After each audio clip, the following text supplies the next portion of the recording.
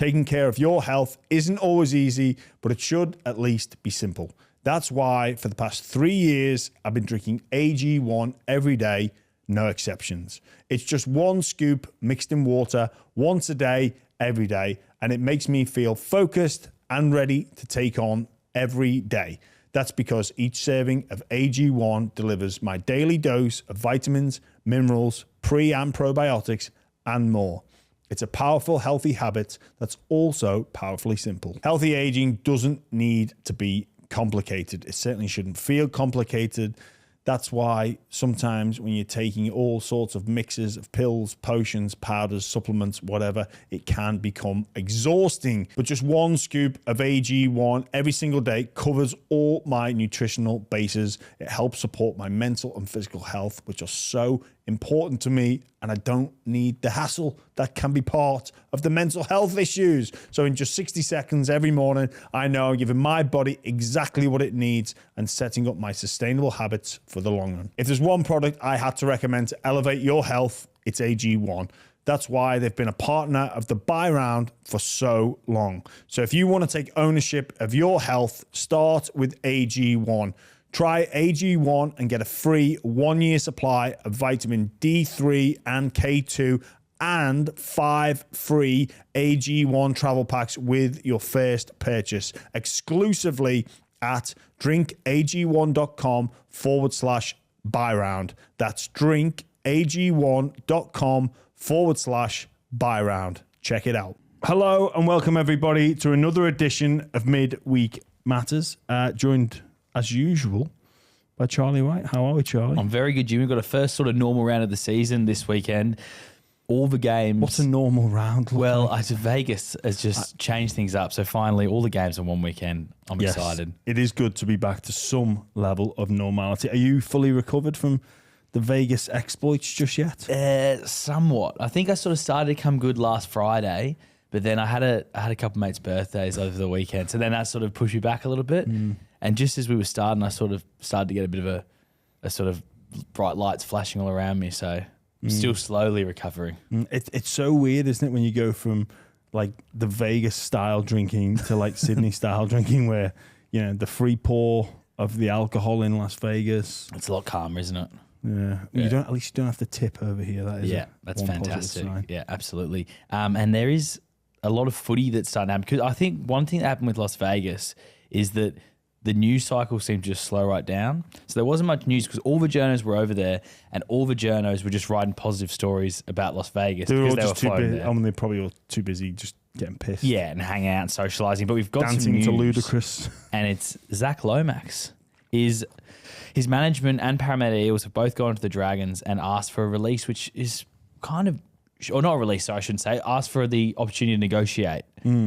For effective immediately. So this would mean Zac Lomax leaving mid-season to go to Parramatta, which is just, I think, really disappointing news to hear if you're a Dragons fan.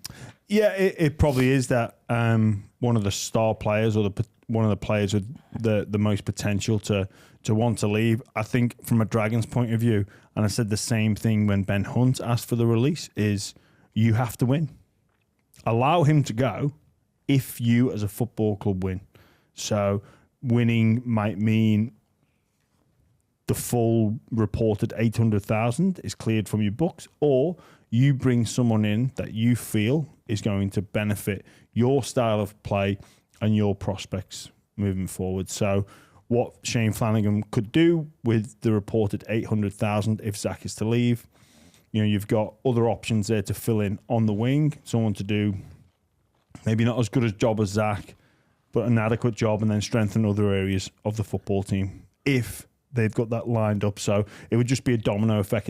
It's not let Zac go, we'll get the 800 and then we'll go shop. It's, okay, if he goes, right, we'll make a deal and they happen simultaneously. So that's the only way the Dragons can entertain this, is if they win. And I think it would, if that then happens, it becomes a win-win, because it appears as though Zac Lomax and his days in his preferred position for the moment are numbered. I've spoke at length about this, and I was all about team first mentality. I came off the bench myself in my first year at the Bulldogs. Like, I didn't want to be a bench player, but it was the best thing for the team, and it suited our style. So I got on with it, didn't kick stones, just went out there, did my job. Zac, but that was at a team that we went on. I was new to the NRL, and also we were a team that was playing really well as well. We were playing good football, so I understood.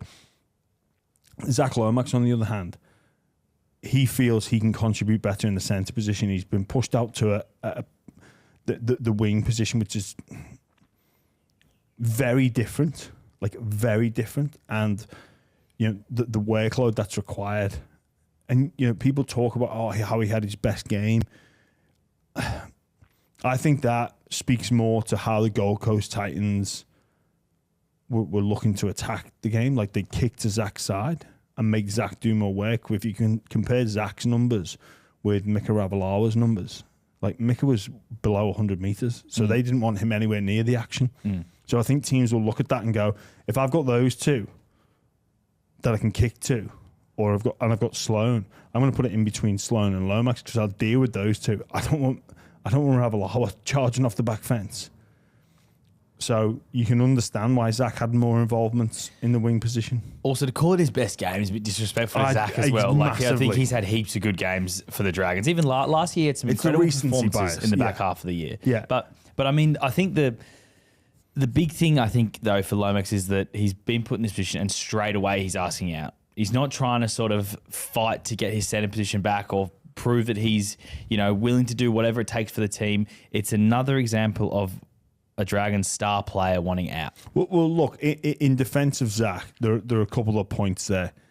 It's likely he's been waiting for Flano or for this new coach to come in, and then thinking, because he had a troubled time under Anthony Griffin, where he was dropped to reserve grade without any explanation. He came on the podcast and sort of spoke to that, where he was left a little bit bemused.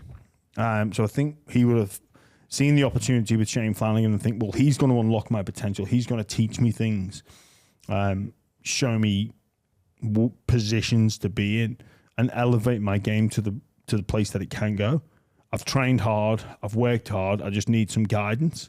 So obviously Flanagan comes in, and then I'm not getting that. I'm being told I'm going to take up this new position, one that I probably don't feel comfortable with. But credit to Zac. He didn't kick stones. He went out there and he played like he did, which I think is a positive sign.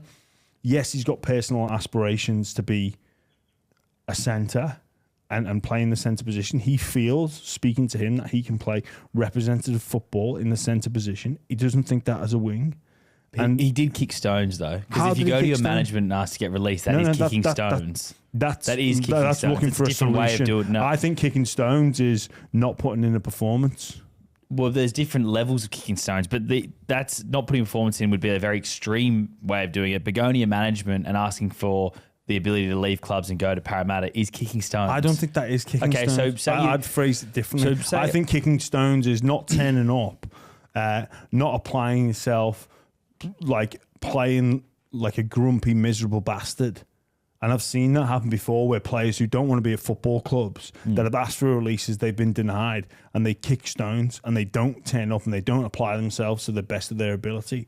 Where Zac did that. See, players can ask for a release and they can go into a hole and go missing and not be in for the cause. But Zac, no, he's not like that. I think him going and asking for a release is him assessing the situation and going, well, I'm contracted to this club for another 2 years. I don't envisage myself being happy here. Like, I'm all about team first and doing it for a greater good and a common cause and common goals. But you've got individual aspirations as well, and that's sometimes how it works. Like, look at like a Joey Manu. He's in it. The Roosters. He's not looking inside at Tedesco and saying, I should be playing fullback. I say that example all the time. That's different. He's found a home at centre, probably one he's a little bit more comfortable. But the carrot will always get dangled to him about come play fullback at this football club. Well, he has. That's why he's leaving to go to play rugby. Arguably, yeah. Yeah. But is he kicking stones because he's leaving? No, but that's a different scenario, isn't it? Yeah, because he's waiting for his contract to run out. But if he then went to the Roosters, like, if you either play me at fullback or I want to leave this season, mid-season, even if he's playing well, is that not kicking stones? Because if you say you put it in a work environment. If you then go for promotion and don't get it, and you then put your resignation in to leave, you kind of are kicking stones, aren't you? You're like saying, "Oh well, I'm not getting what I want here, so I'm out."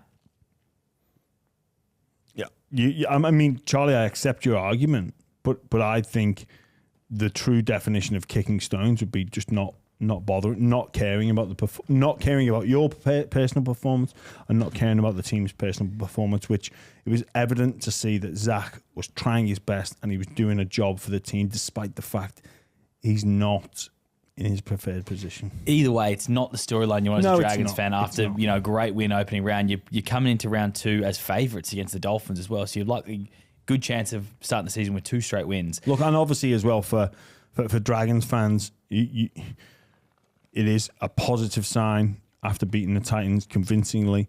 You know, you just about get over the Ben Hunt in out doing the okey cokey with his release request, and then arguably, he is their best player, and then again with potential, your second best player starts doing the same again. It's not a particularly good sign. No, and it's just a sign of how the Dragons have been run for the last few years, that you've got their best players who are unhappy there. And look, I think in defense of Shane Flanagan, I think both people are right. So Flano's right to set this team up how he's doing it.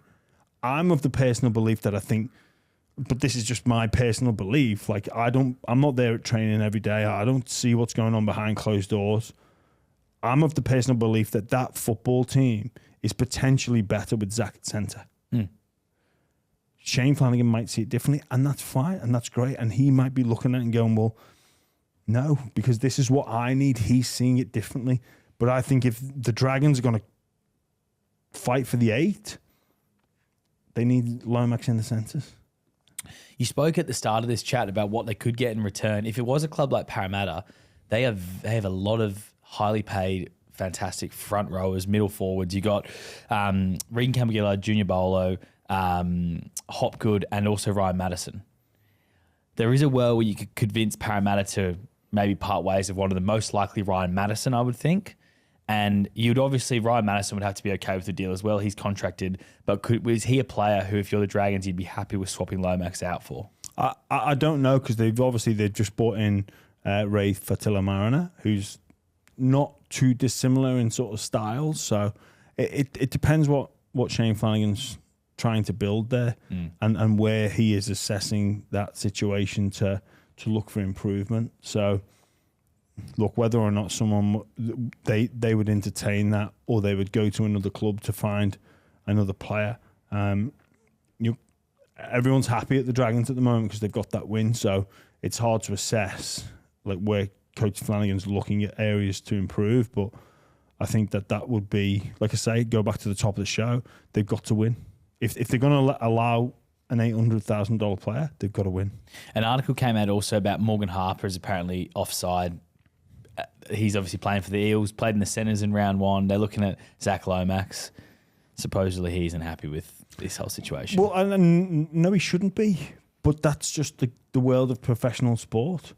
I think back to my time at the Bulldogs when under Des in that first year particularly, we were travelling really well, but we were linked with everybody that came off contract. Thurston was doing a tour of the facilities. Kieran Foran was doing a tour of the facilities. Tony Williams came eventually, but he was doing we're after everyone. And we're playing well. So when Foran is linked with the Dogs and they're in for him and they want him, and when the Dogs were in for Thurston to return, do you think Trent Hockinson and Chris Keaton and Josh Reynolds are happy? No, they're not. But every single year, clubs get linked with players and especially in specialised positions. It's just part of the dance of rugby league. You don't own that jersey, and you can't. It's hard because I know what it's like. Well, I was in that same situation myself where I'm a Bulldogs front rower, and we'd go and sign Aaron Rudds. I'm thinking, well, is the writing on the wall for me? Yes, it was, but it's just something I have to get on with. It's just part of the nature of the beast. So you didn't kick stones? I would like to think I wouldn't. No, I was still captain of the club. I still turned up each and every week. Yeah. I had my own personal pride at stake. Was I happy about the situation? No. But I would like to think that no one would say I was disgruntled. I was questioning things. I was curious. Fucking just get on with my job. Well, there is a lot of footy that we've got to talk about today. We are going to go in depth in every single game. There's plenty of storylines around each club. But before we do that, we have got a new segment I think that we're going to be trying to do every single week. This. Don't have a name for it yet, but basically, maybe people can, in the comments, let us know a segment name. But we're going to try and find the idiot of the week across the world of sport. But normally rugby league, but if there's a special idiot out there who crosses codes. This guy who we're going to talk about takes the cake. Close second, my old sparring partner, Sam Burgess. I was on 360 last night, and we have a segment called "Like It, Don't Like It," and there's something about Sam. It was the question, Sam the Vapor, and I was like, "Oh, I've been sent this picture from someone going like, oh, what about Sam? Like on the vapes in the coach's box, and like this a photograph of it." But I'm like, oh, he's just like leaning into the mic. Yeah. So I was like, it's bullshit. And then on Fox, they played the video. I was like, oh, God.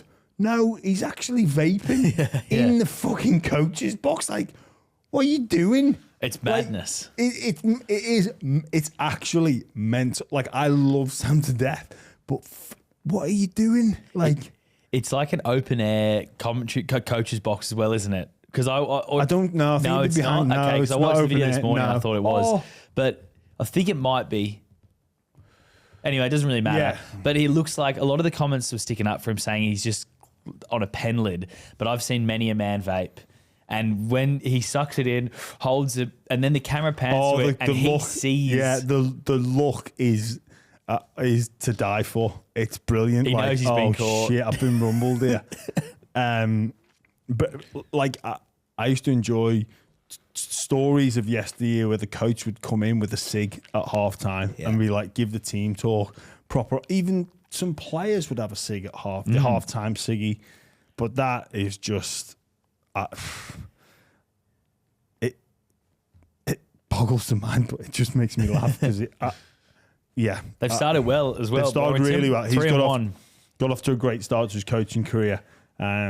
So stressful. He's on the vapes. Yeah, good on him. Who'd be a coach? Nah, exactly. But the idiot of the week, Jimmy, who's got it? What a complete and utter fucking cretin this guy is. The Greyhound racing employee who just wrote some stupid comment in and around the form guide. The form guide around the Greyhound called Ezra Mann.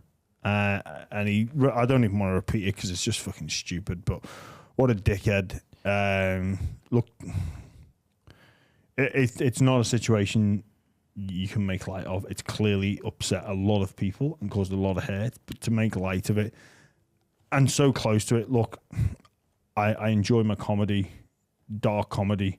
It's just not the time. No, it's just... And certainly not while you're working for an organisation and in the public domain. Like, the private conversations and jokes happen, whatever, maybe there's a dark element to people's humour, but to do that in the public domain while you're working for a professional organisation just beggars belief. It is honestly mental. I can't believe he said it. He has been sacked, though. He's lost his job.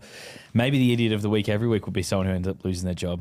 But Sam Burgess, you're lucky this week. You just missed out on the award. Just missed out on the award. Maybe next week. I was going to FaceTime him in for this as well. Just quickly on the Ezra Man, Spencer Leniu, he got 8 weeks. So very significant suspension. Some comments have come out overnight from Hamole Olakau'atu, who has gone to he sort of tried to defend Spence. I think he felt like the punishment was quite harsh, and he spoke about some of the words he's been called on the field throughout his career, both and also in the dressing rooms as well, amongst the locker room. I don't really know what to say about it though, really, other than like it's probably not the right time to come out Olakau'atu and say this stuff. No, I think it is the right time. I think for me, reading Hamole Olakau'atu's comments as well as Spencer Leniu's comments, it appears to me as if people don't quite know what's acceptable.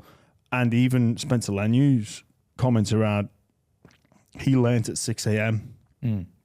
Off a message from an Indigenous lady on Instagram, like why that term is so offensive. So he immediately said, look, it wasn't said in a racist context. Well, perhaps in locker rooms, when you're in that environment, I know what it's like in the locker room, and things get said and we take the piss out of the most awful situations. Like, not classifying this as deeply hurtful as racism and all the history, but I know blokes that are split up with girlfriends, not wanting to split up, and Whitney Houston, Didn't We Almost Have It All, was just played on repeat in the pub.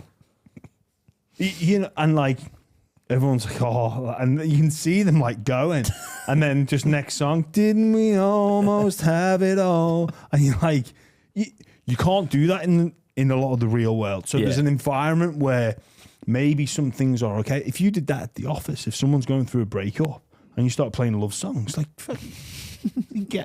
you'd be marched in front of HR going like, you think it's funny? Yeah.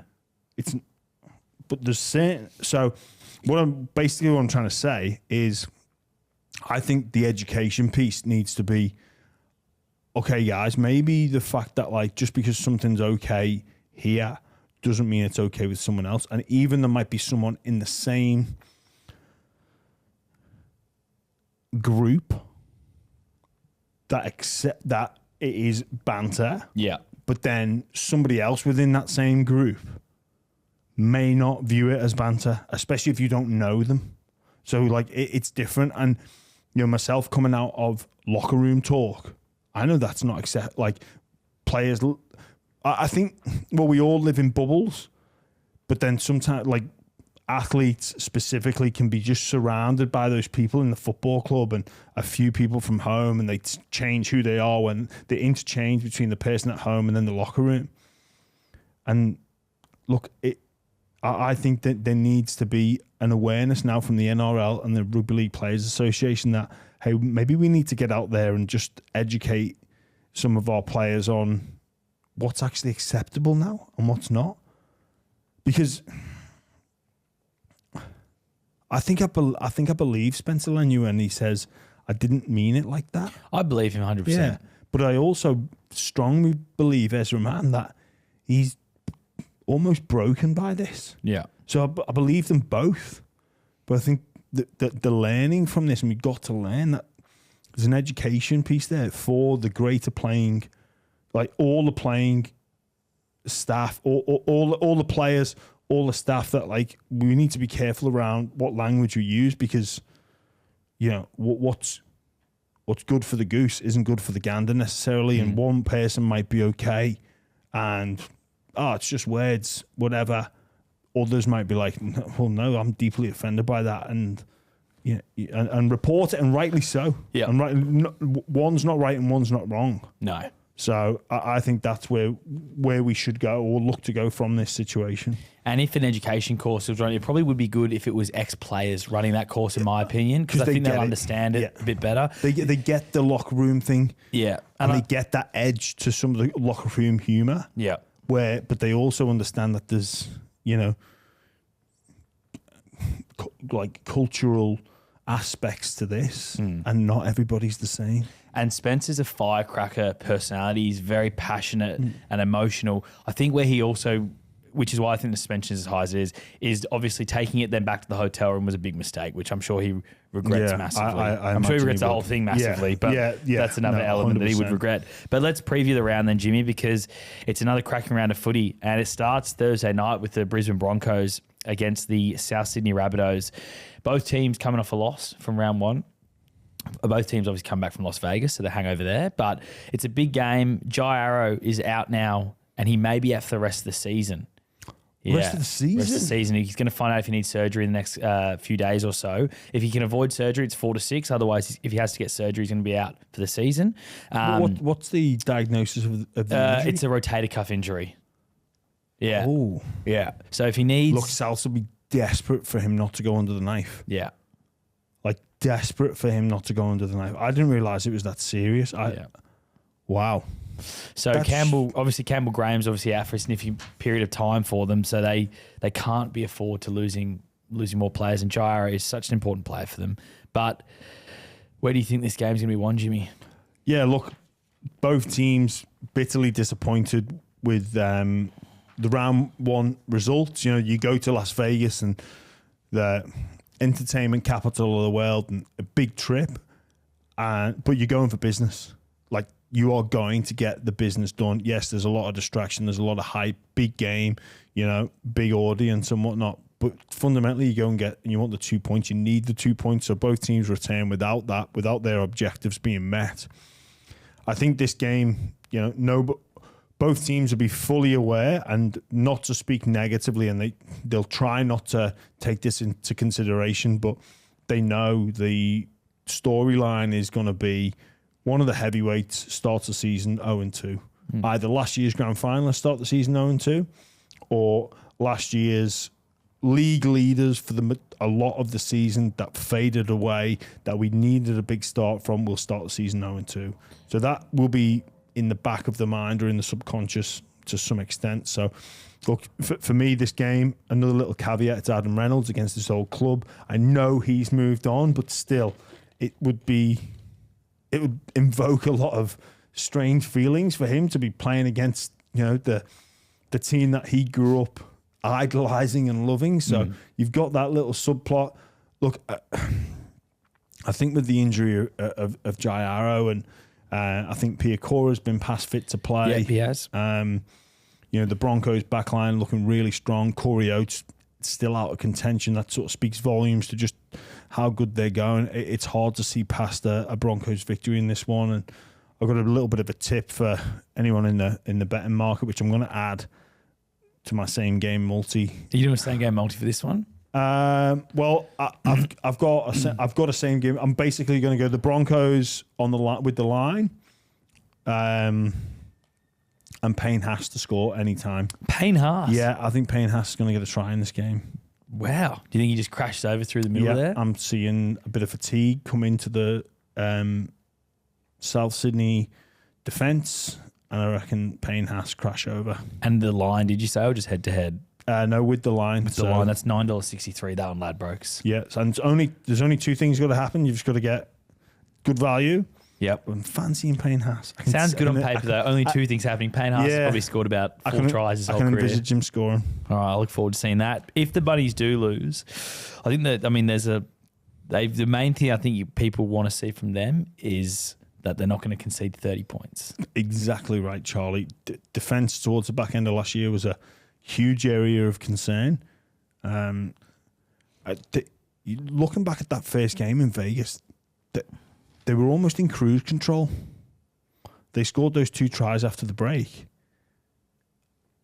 And I just don't know if they switched off mentally. It was a strange game. It was bizarre. Like, they just and then Souths made a couple of mistakes, and then Manly get 2 tries, and I think they made another mistake, scored again, and then Manly just blew them away. So I think Souths obviously focus on getting into an arm wrestle, but then when they score, just mentally switch back on. Because it was Manly's mistakes which allowed Souths to get up to a 2-try lead after half time, and then South's mistakes got Manly back into it. So if they're in that situation again, don't expect them to make errors. They've just got to maybe find a style of play that doesn't involve that. Maybe Latrell just needs to be selfish. And just say, you know what, I'm just going to carry the ball here. Fuck everyone else. Forget your 3-on-2 in certain situations. Just be selfish and just carry the ball. And because he's so destructive when he does. Yeah. Like, he's got a great passing game as well, but I wonder if the message to him would be, mate, just be selfish, mate. Just hold that ball. Well, that try he scored it so easily. It felt like it's like men against boys stuff. Like, it was almost like, and he looked, he got up and he's like, what were you even doing trying?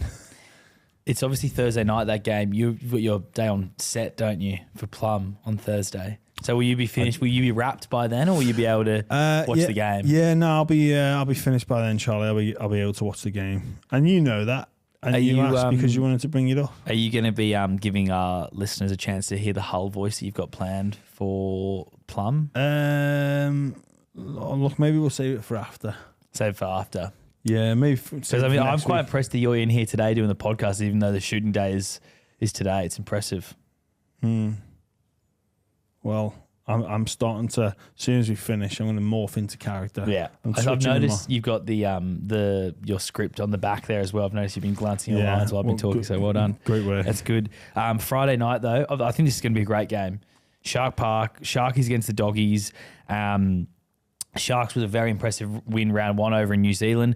The Dogs' attack looked poor, I think. I know you said they had no ball, but even when they did have the ball, I thought their attack looked poor. David Riccio has reported yesterday that Matt Burton needs to have a big game in the halves or he will be shifted to the centres in round 3. I just don't know how that can be accurate. I just don't. I think Matt Burton is a magnificent number 6, and his kicking game, his yardage kicks are better than anyone. You can still do that in the centres though. Yeah, it adds to the degree of difficulty to get involved in that. I don't know. I don't know if that is the right call. I guess we'll see on Burton's performance this week. He needs a better performance. The whole team need a better performance. Josh Adokar out for a couple of weeks. In comes Connor Tracy against his old club, so he'll certainly have a point to prove. But there are positives to take from the Bulldogs game. I know people go, "Oh, bullshit! You work for the club, you support the club, you captain the club, bullshit." But no, there is, because they defended with a lot of grit and determination, despite the possession in the first half being something like 80-20. And they still found enough when they got back into the game. It was a 50-50 split. It was 2 tries each. So there's your evidence to say the fucking clues are there, lads. Get an even split of possession. Now, how do you do that? You can't make fundamental errors coming out your own end because teams will punish you, like Parramatta did. Blake Taff makes an error on, I think, the 3rd set of the game, and then the Dogs are just on the back foot. And people go, well, you've just got to be resilient, find your way back. And they were resilient because they defended their own line. But the possession is difficult to get back. And obviously that's why Parramatta dominated that first half. You had them 6th before the season started. Are you going to bring this up every week? Well, no, this is the first time I brought it up, isn't it? Yeah, but what, a week in? Yeah, you had them 6th. Correct. Okay. Are you happy with that decision still? Yep. You don't see them maybe being a bottom 4 side? Not. So you thought they was interesting. We'll see. Have you got the Sharks or the Dogs in this one? I wonder who the Dogs bounce back. Of course, yeah. Well, what do you want me to say? Well, what I'm going to... Mate, I'll level with you now. I'll level with you now. I'm going to pick them every single week. Okay. All right. It's good to know. And who cares? But it's good to be realistic in life as well. Set the expectations correct. Because you know what you've done? You've got all these Doggies fans excited. They're like, we're going to make top 8. Well, then they're not going to make the top 8. Well, I guess we'll see. We will see, but we'll know very soon as well. We'll know when they're probably 0 wins after the first 3 games of the year. Okay. Dogs to win that one. Second game Friday night. This is a great game. Panthers against Parramatta. Mate, this is like, what is it about Parramatta where they get the edge over the Panthers? They beat them twice last year and didn't make the 8. Yeah, I think that's insane. Yeah, I know. That is crazy. Like Parramatta, the struggles that they have sometimes, but it's almost like they should just play Penrith every week, or just imagine the players that they're playing against. They're in that black jersey. I think the rivalry got like a bit more intense when Regan Campbell-Gillard came over to Parramatta, and Wanga Blake as well came over from Parramatta. Yeah, from Penrith, I should say. There's a rivalry, but mate, it's shutting down Penrith. It's easy to say, we'll get up for this one, but get up for every game. Like, I don't know. Maybe it's a style that Parramatta play, the offload. Maybe it's Mitch Moses' kicking game. Like, it's funny that though, whether it's a style or not though, because in the grand final they got pumped by Penrith. They did. But so whether it's Penrith, there's, I don't know if there's a team that's ever existed that could have beat Penrith that day. The way Penrith started was like the opening 30 minutes that grand final, Charlie, was like tip your hat, round of applause, like standing ovation in terms of clinical rugby league football. Yeah. And we no need to recap the grand final from 2 years No, ago. we I was don't. going to say Dylan Edwards. It felt like every single time he got tackled was on the 40-metre line, bringing the ball back. So there you go. Now, I fancy the Eels. I do as well. I fancy the Eels, and I don't know. Like Penrith, the last 2 games, watched them against Wigan pretty closely. Watched them against the Storm, obviously. Mitch Kenny being back is a big inclusion, like a huge inclusion. Don't underestimate how important he was last year. But no, I think I fancy Para. If Mitch Moses is like legit fit and not too bad, definitely Para. I fancy Parramatta as well. That doesn't mean I have any concerns about Penrith, though. I think this is just a slow start. They started slow last year as well. Yeah, they did. And traveling over to England, coming back here. Yeah. They're going to be a bit slow to get started. They are, but there's no concerns about the Panthers whatsoever. They could start 0-5, and I still think they'll be there or thereabouts. That's actually been my same game multi. I've got Parramatta to win, Brian To'o to score a try, and Will Pennicine to score a try, paying $26.69. Yeah, nice. So a bit of value there. Yeah. $26. 69 cents, yeah. All you need is 3 things to happen. That's right. That's all it is. That's all it is. Tick, tick, tick. Watch those green ticks come up. That's it. When we go to Saturday then, we've got the Raiders against the Tigers. And the Raiders obviously got a big win round 1. Classic Ricky Stewart siege mentality, getting his team up for the win. They had, I don't know if you saw in the dressing room, he'd stuck up a sign that just said, fuck him, in the dressing room. I didn't see that. I think that sort of speaks to the narrative that Ricky Stewart's using to drive his team. Like, fuck everyone else and what they're talking about. And looking back at Canberra's performance, it was very simple. High completion, kick to corners. Fogarty did a fantastic job. He got them around the park really well. Nothing flashy. They don't need to be. Morgan Smithies worked his socks off. Tarpany and Papali'i were great as usual. Young, obviously, got that sin binning. Maybe, I don't know, that's another point of conjecture whether he should be playing or not. But very, very strong in the forwards and very simple. Interesting to see Nick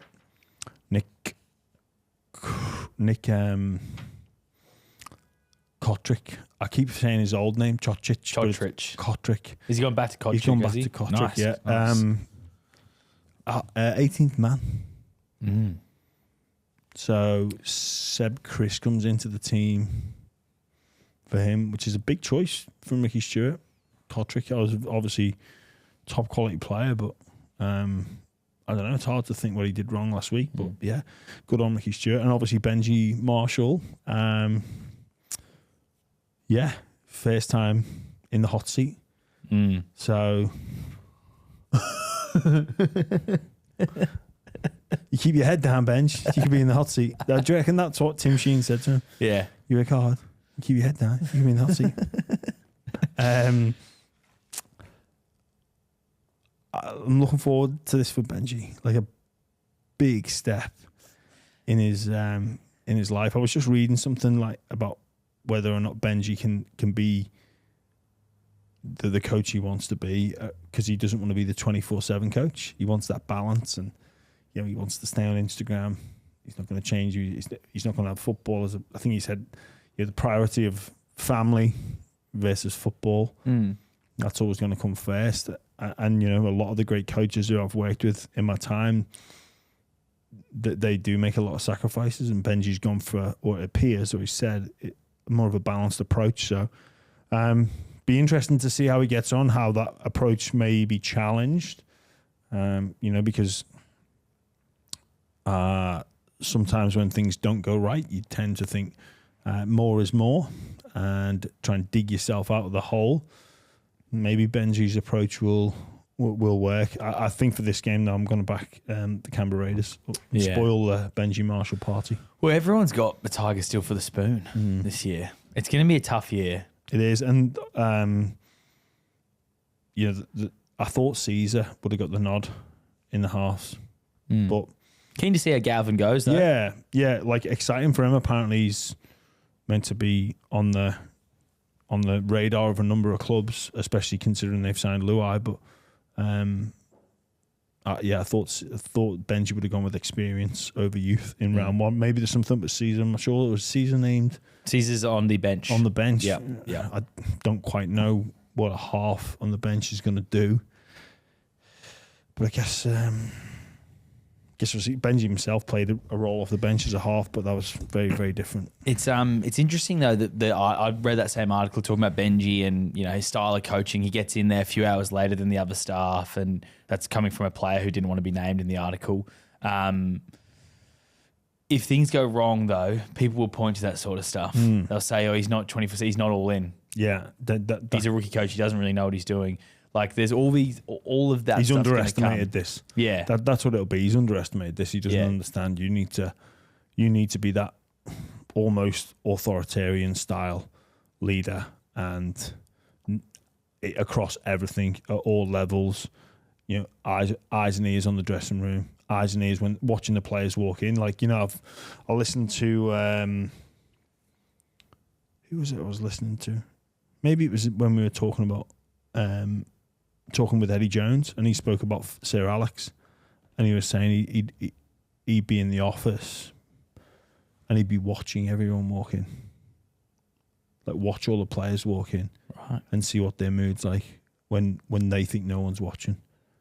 You get a gauge on that, like who's bouncing in, who's like, oh. But then they're up, like you get that legitimate view. So Sir Alex Ferguson's office used to face the car park, because he wanted to see who parked where, right, who was bouncing into training, and who was like, this is a chore. And then he'd go and give that player more attention that was struggling. He'd react to that, and almost see who's bullshitting you. Yeah. I hope it goes well for Benji. Yeah, me too. I've worked with him, and he's a great bloke, so I really hope it does. I have as well. Yeah, I've worked with him as well. Yeah, good on you, mate. Good on you. I've worked with him. Yeah. Who else you? Who else have I worked with? No, but I do hope it goes well. I think most people do. We want it to go well. We really do. I think that this first year he's going to learn an incredible amount around what coaching's really like, and what. He's been part of struggles before, but when you're the person that's got to front up and do a lot of what some may see as bullshit, it's going to test them, and maybe we'll see if that coaching philosophy, lasts the test of time. Exactly. I'm sure every great coach has changed their philosophy over time. Yeah, true. They didn't look good in the trial though, that's for sure. No. They looked rubbish. But the Saturday 5:30 game, Cowboys against the Knights, and you guys spoke about Jason Taumalolo, you and Cheese on Tuesday's episode, and a lot of people are commenting that do some research. Todd Payton came out and said they didn't need him for 20 minutes. It's like, well, doesn't really matter that Todd Payton came out and said they didn't need him for 20 minutes. He only played 20 minutes. It's round one. He doesn't need a rest. Yeah. Like, what are you talking about? Yeah, and he's on, close to $1 million a year? And he's got another 3 years. So, Todd Payton might say that, but at the end of the day, you've got $1 million player who's playing 20 minutes. So, something's not adding up somewhere. So, maybe the Cowboys don't need him like they used to need him, which is fine. But then if that's the case, if they've got Cotter to upgrade, if they've got Fine Fioaki to upgrade, if they've got Helam Luki to upgrade, if they've got other areas of the squad that they want to improve, and they've got $1 million in a player that is only needed for 20 minutes, or I know what it's like to transition out of being the main go-to guy in the middle into that less minutes role, but your pay is adjusted accordingly. And I think with Jason Taumalolo, he was that guy where he was the main dog, and the Cowboys heavily relied on him, and he carried that pack. He carried them. With the grand final he made in 2017, basically it was him and Michael Morgan. Was it 2017? Yeah. It was him and Morgan that just went. They limped in, and those two just went, fuck it, we're going to go for it. Carried them. But they're in a position now where, they got Griffin coming off the bench. That is an incredible player. McIntyre did such a great job. Where maybe Todd Payton's looking at it and going, they've got Ruben Cotter in there. Don't need Tamalolo for that long. I want to give these other guys some minutes, and that's fine. They got off to a big lead against the Dolphins, but he came off after 20 minutes, so maybe he goes back on for another 20, even 40 minutes, 50 minutes. Like, people say, forget the price tag, but the price tag is important because it affects everything in and around you, and more importantly, Jason Tamalolo isn't that player, in my opinion, that is only worthy of 20 minutes on a football field. I'm of the thought that there are a few clubs that would be looking at that situation and going, well, we'll have him. We'll take him off your hands. Let's see if we can do a deal in terms of maybe we don't want to pay him $1 million, but let's see if we can do a deal with the Cowboys. Because do you think he can still sort of lead a team? Absolutely, yes. He can certainly contribute more than 20 minutes. Yeah, Bulldogs, he'd be great for that. Bulldogs be perfect. I'd love to see him there because I know he's still got it. Is he perfect? Is he as good as he was? No, but he's still a fucking good player. I'd love to see him at the Dogs. Overall, though, and he's a good player at the right price. Absolutely. And overall, the Cowboys looked incredible in that opening game. They've got a stacked team. Obviously, last year was a really disappointing year after the prelim made the year before, but they've got a team that could contend this year. Yeah, look, again, probably not one to get too carried away. That young Labour looked like a decent footballer, especially with the ball in his hands. He created a couple of opportunities. Defensively, the Dolphins were looking to go after him, but they couldn't quite capitalise. But he's only going to get better with experience. But I think there's a lot to like about the Cowboys. Tommy Dearden looks boosted by the fact that the Cowboys have gone and backed him. Long-term deal, plus skipper. Ruben Cotter is impressive as always. Maybe he's the man that is going to take over that Tamalolo role of like, come with me. Reportedly, he's on significantly less than his market value, which as a football club, that's what you need. You need to get players playing above their market value. But he's always fantastic. And they go up against the Knights, though, Jimmy, who were really bad in the opening match of the season. Couple changes for them. Dylan Lucas is out with concussion protocol, so your man Kai Pearce-Paul comes into the starting lineup. Also, Tom Jenkins will make his Newcastle debut for Onari Tuala, who also was out with a quad injury. It's going to be a tough task for them to go up to Townsville and get the win, though. Yeah, based off what we witnessed in round one, Thursday, start of the season, at home, first game in Australia. It was awful. They were just... They were shifting. They didn't earn the right to shift. I think, if they've got any ambitions to get a victory, they've got to play through the middle first. They've got to do that. But I just can't see past the Cowboys' convincing victory, actually. I can't remember who was talking about it, but someone was saying, what about Tyson Frizzell moves into the middle just to bring a bit more pace in the middle of the field for them? Because they looked a bit sluggish there in the middle. I don't know, because then... Yeah, you're very direct. Adam Elliott is there at lock, and he can move the point of attack.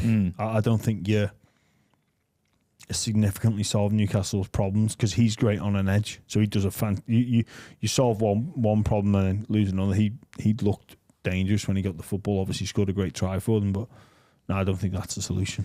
With wingers, we don't really, when a winger leaves a club, no one really makes a massive deal out of it, like, oh, what a loss. But there was a moment where, can't remember which half it was, but threw a cutout pass and hit Onari Tuala in space. And it was Dom Young. And if it was Dom Young, I actually think it would have been a try. It was the same exact play that they put on the Canberra Raiders in that semi-final, where Dom Young then ran down the field and scored an incredible try. Onari Tuala got about 20 metres and was caught by the It's what pace buys you. Yeah. Pace gets you finishes like that, which...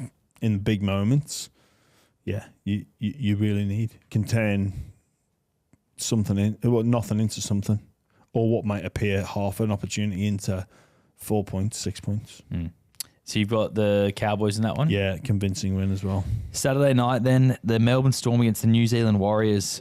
Still no Munster. That injury does sound reasonably concerning, but it is a big game for both clubs. Warriors obviously lost the opening round of the season at home. They'd be disappointed with that. But Wade Egan, it looked bad, but he's going to be playing. Yeah, it seems so strange that Wade Egan, after coming off, I think, like most, we feared the worst and thought a couple of months there, maybe a dislocation or whatever, but he's going to strap it up and get going because it was already strapped. So, yeah, credit to him for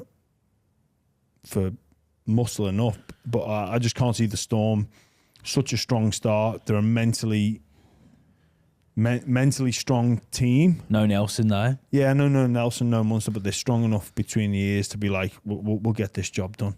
And, you know, the Warriors, they played a similar style to last year when things were going well. Johnson kick early. You know, Wade Egan bringing us forwards onto the ball. They're a different team when Wade Egan's on the park, but no, I can't see past a Storm victory. They were so impressive, so good defensively.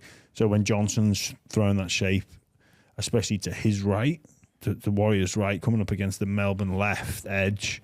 Melbourne's left edge was amazing defensively, so you're going to have to be special to get over them. I reckon Warriors fans would have been licking their lips after 20 minutes, being like, James Graham's a fool. He's written us off. We were wrong. 12-0 up. And 2 top 4 teams coming to get up against each other. Yeah. I think the Warriors are a chance. I think they can win this game.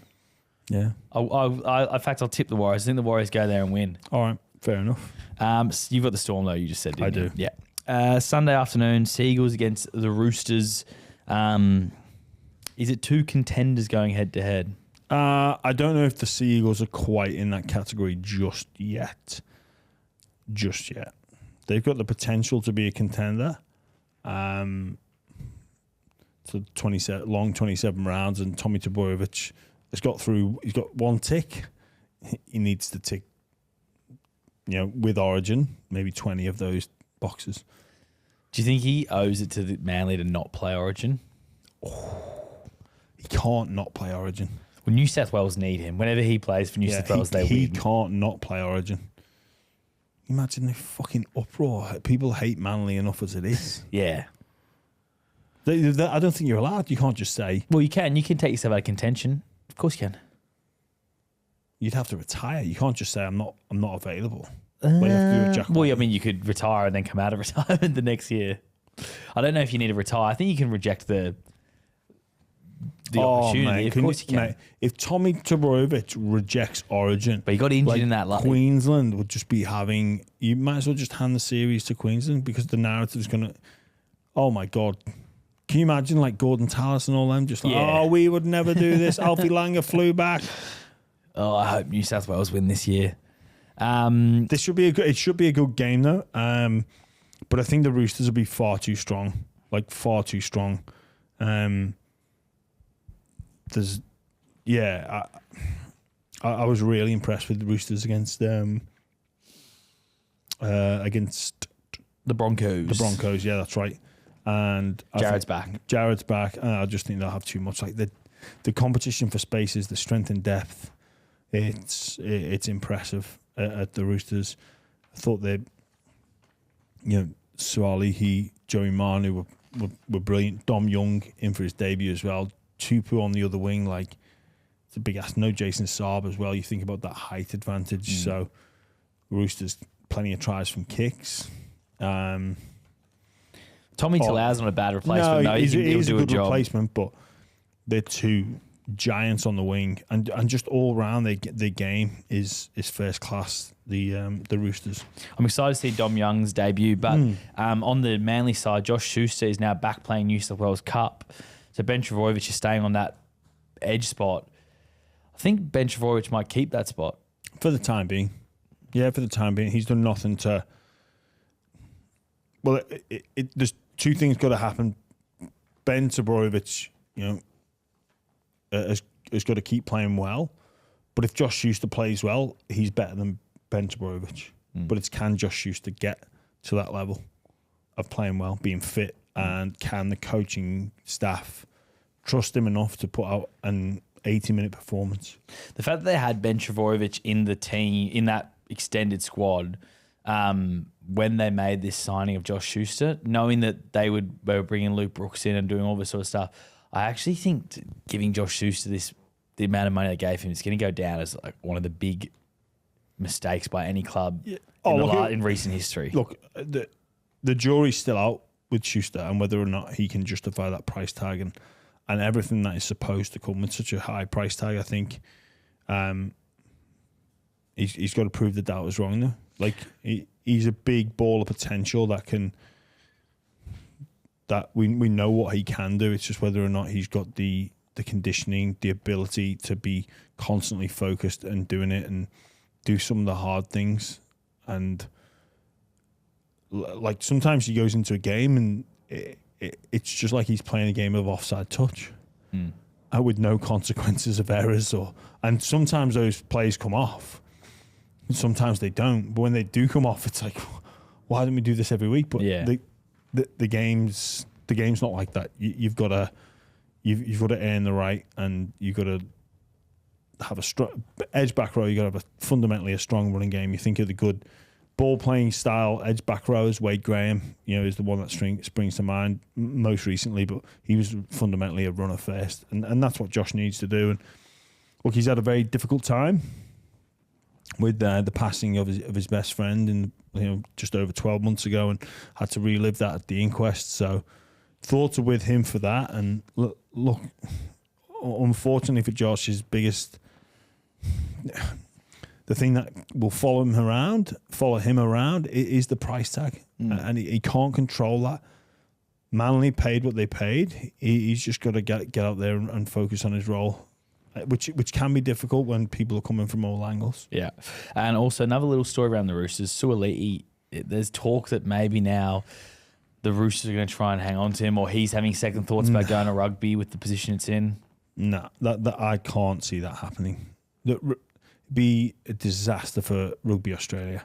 Oh, yeah. Like a PR disaster. They've already lost Marky Mark to the Roosters for next year. One of their other players is linked with one of the other star players who went to the Dragons. World Cup, to the Dragons. Acacia. I don't know how you say his name though. Yeah. So look, there's no way Rugby Australia are going to let this happen. Like I used the example of the Dragons, they've got to win. The only way they can do this is if Rugby Australia win, which I just can't see happening. There might be some upset in and amongst their ranks, but it's not like they're performing. So if you're an outside back in rugby playing for Australia and you're on a quarter of what Seaeagles on, well, just start winning games, play better, and maybe you'll get his contract when he leaves in 3 years. So Roosters to win big? Roosters, not necessarily win big, but I fancy them. Yeah. Final game of the round then. I've got the same game. Let's go. Obviously the Payne Haas. Yeah, you did that one. You got another one for us. And this one, Roosters against Manly. I've got over 40 and a half points, I think is the line. Total points, 40 and a half, correct? Yeah. I've got Roosters to beat the line of 2.5. Yep. And I've got Seaeagles in the duos, which is a great feature on the Ladbrokes app. Duos, 2 or more tries, Young and Seaeagles. Young and Seaeagles. Yeah, so either of those. $3.75 that just for that leg. So it's $7 total. Yeah. You said Dom Young and Joseph Seaeagles, 2 or more tries? Yeah, $3. So for those of you that haven't done the duos feature, basically Young could score 2 tries, tick. Seaeagles could score 2 tries, tick. Could be 1 each, tick. But that's my same game multi for that game. I like it. It's not too exact. It can be 3 tries, 4 tries, and your bet gets up. It's got to be 2 or above. Also, Ladbrokes app, you have got the communities page now, the Byron communities page. So if you have some tips you want to share with us, jump on there and send it. Maybe we could have something like we can feature the best tip from one of our listeners each week. So if it gets up, it's got to get up, obviously. You can't just be like, oh, they nearly won. Well done. If you get a winner and it's a good bet, we'll give you a shout out on the Byron. Yeah, I'll like Charlie. You're not just a pretty face. That's a great idea. Punter of the week. Final game of the round: Dolphins v the Dragons. We've spoken a lot about the Dragons. We have spoke a bit about the Dolphins as well. They were pretty poor, the Dolphins, but they've got a chance to go to KO Stadium for the first time this year. I say Katoa back in the half, so I think that's a correct decision. Aitken in the back row. That's for Lemuelu. Lemuelu, who's Lemuelu, dislocated his kneecap. Yuck, that's not fun. So a few changes. Avarillo makes his debut. I think he'll do well. I think Tessie New's been dropped. So, yeah. Oh, this is a tough one to call. I'm going to back the Dragons. Yeah, I'm going to back the Dragons to get the victory. It's very tough. I think you'll see we've got to see a response. Wayne will be up their arses for the way they defended to start the season. I think the Dragons will get the win as well. Yeah. That's probably us. Yeah, Done then, that Jimmy. sounds about right, Charlie. Josh Mansour coming this weekend. Yeah, he was fascinating. Yeah, he was really good chat. He had some interesting things to say about his time at South Sydney. Yeah, some great stories around his exit as well. Yes. And it didn't sound the most harmonious exit. No. Well, both times leaving South Sydney and Penrith, so he went into depth on that, and he was a great chat. Funny, like I've known him from around the traps, but a funny guy. Yeah, I've not met him before. That was the first time meeting him, and he's just interviewed Nick Kyrgios. Yes. So there's a great story about a night out miss with Theo Von, if anyone's a fan of him, and Nick Kyrgios. Poor old Josh Mansour, didn't we almost have it all? Didn't we just? All right, we'll catch you soon, guys. Thanks for listening to Midweek Matters.